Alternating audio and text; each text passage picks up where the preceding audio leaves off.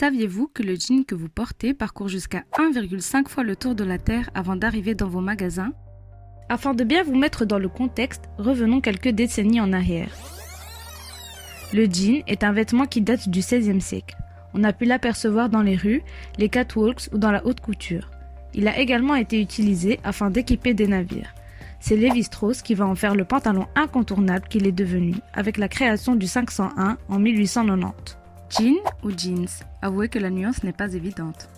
Si on reprend la définition de l'internaute, jean est une toile bleue et épaisse très solide servant à fabriquer des pantalons.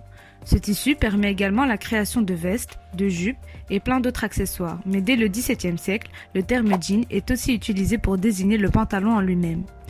Jeans désigne un pantalon en denim ayant la coupe d'un blue jeans et qui est à l'origine bleu indigo.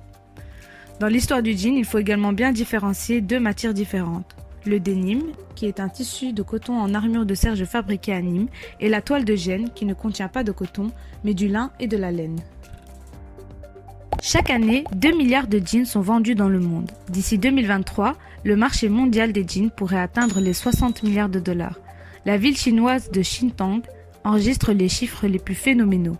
Rien qu'en 2008, elle en a produit plus de 260 millions, ce qui représente 60% de la production totale de la Chine. En ce qui concerne les prix du jean, aujourd'hui dans nos magasins, ceux-ci varient entre 10 et 120 € pour les plus grandes marques. 4 pays représentent plus de 82% des jeans importés en Europe: le Bangladesh, la Turquie, la Chine et le Pakistan. 300 millions de jeans sont produits chaque année, mais comment? Retraçons ensemble les 65 000 km qu'il effectue pour sa production en 5 étapes.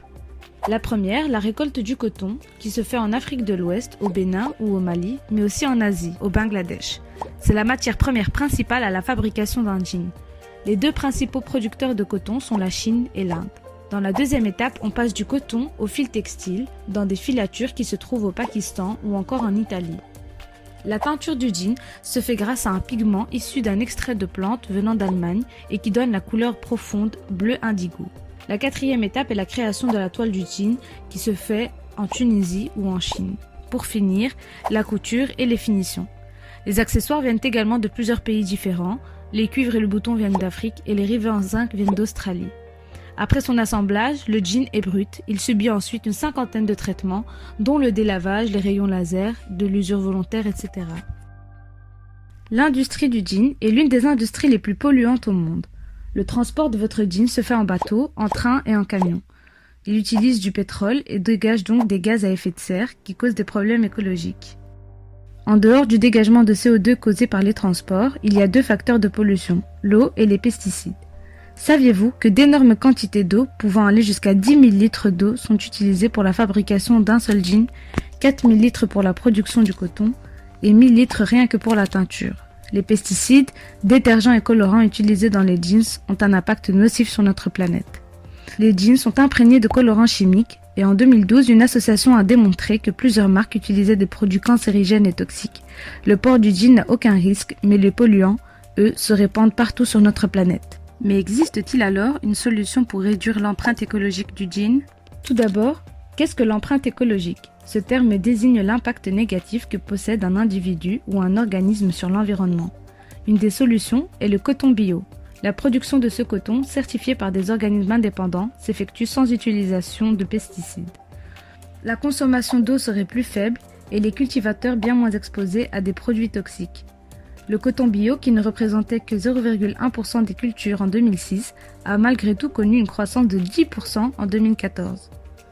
En procédant ainsi, d'une part, on diminue la pollution de l'environnement en produisant du coton biologique, et de l'autre, on augmente la croissance de vente.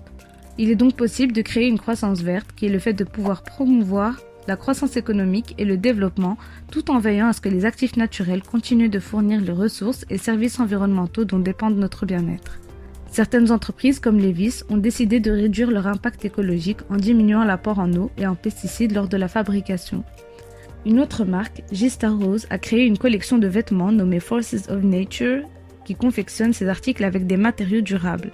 Par exemple, la collection Eclipse consomme 52% d'eau en moins, 65% d'électricité en moins et émet 71% d'émissions de CO2 en moins. Merci d'avoir regardé cette vidéo. N'hésitez pas à partager et liker.